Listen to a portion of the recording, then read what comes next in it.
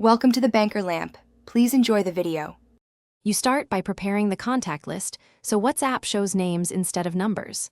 First, make sure each entry includes the correct international prefix like +1 or +44, otherwise WhatsApp treats it as a foreign number.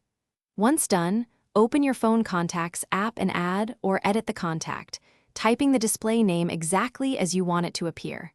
Finally, grant WhatsApp access to contacts in settings. This allows the app to read the newly saved name and replace the raw number in chats.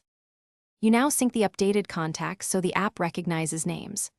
Open WhatsApp and go to the new chat screen, then pull down to refresh the list. This forces a reread of your phone contacts. On Android, Verify Menu Contacts show all contacts is enabled. On iPhone, Confirm Contacts are allowed in WhatsApp privacy settings. If names remain numbers, edit and resave that contact, then force close WhatsApp and reopen it, because the app sometimes caches the old number. You finish by verifying that names replace numbers across chats and groups. Open the chat thread to confirm the display name. Make sure the name change appears in both one and group conversations.